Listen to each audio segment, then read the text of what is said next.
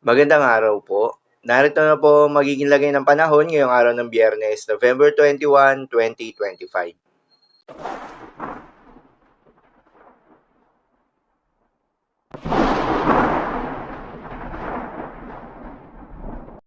Sa kasalukuyan na tayo sa pag-asa, patuloy na umiiral itong Intertropical Convergence Zone o ITCZ o yung banggaan ng hangin mula Northern at Southern Hemisphere at nakakaapekto sa Palawan at Mindanao.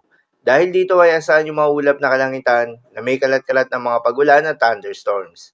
Shear line naman o yung banggaan ng malamig na northeast monsoon at mainit na easterlies ang nakakaapekto sa may eastern section ng Northern Luzon.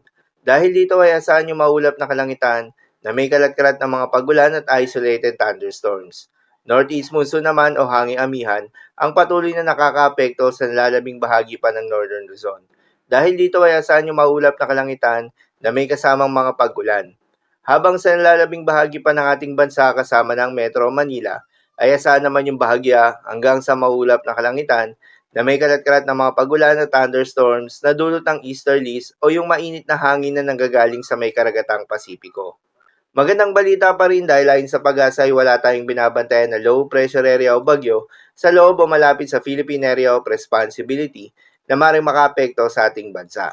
Subalit maging handa tayo dahil base sa pinaka-latest Tropical Cyclone Threat Potential Forecast na inilabas ng pag-asa, posibleng may mabuong sama ng panahon sa unang linggo ng forecast period.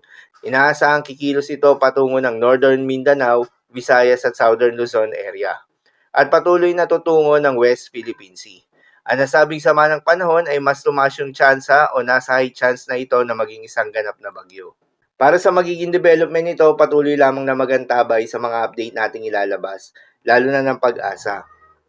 Para naman sa magiging lagay ng panahon ngayong araw ng Biyernes, dahil nga sa epekto nitong shear line, asahan sa Cordillera Administrative Region, Cagayan, Isabela, Quirino at Nueva Vizcaya, ang maulap na kalangitan na may kalat-kalat na mga pagulan at isolated thunderstorms. Posible ang mga pagbaha o pagguho ng lupa due to moderate to heavy rains. Habang sa Caraga, Northern Mindanao, Davao Region, Soxargen at Palawan, ay asahan naman yung maulap na kalangitan na may kalat-kalat ng mga pagulan at thunderstorms na dulot ng Intertropical Convergence Zone. Posible rin ang mga pagbaha o pagguho ng lupa due to moderate to at times heavy rains. Habang sa Quezon at Aurora ay asahan rin yung maulap na kalangitan na may kalat-kalat ng mga pagulan at thunderstorms na dulot naman ng easterlies. Posible rin ang mga pagbaha o pagguho ng lupa due to moderate to at times heavy rains. Habang sa Ilocos Region at Batanes ay asahan naman yung maulap na kalangitan na may kasamang mga pagulan na dulot ng northeast monsoon.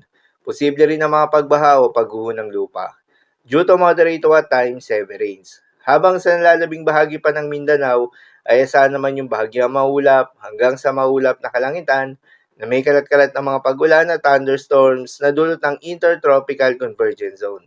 Posible rin ang mga pagbaha o pagguho ng lupa during severe thunderstorms. At sa Metro Manila at nalalabing bahagi pa ng ating bansa, ay asahan rin yung bahagyang maulap hanggang sa maulap na kalangitan na may kalat-kalat na mga pagulan o thunderstorms na dulot ng easterlies. Posible rin ang mga pagbaha o pagguho ng lupa during severe thunderstorms. Madalas nabobo ang mga thunderstorms na ito tuwing hapon o gabi na nagtatagal ng 1 hanggang 2 oras.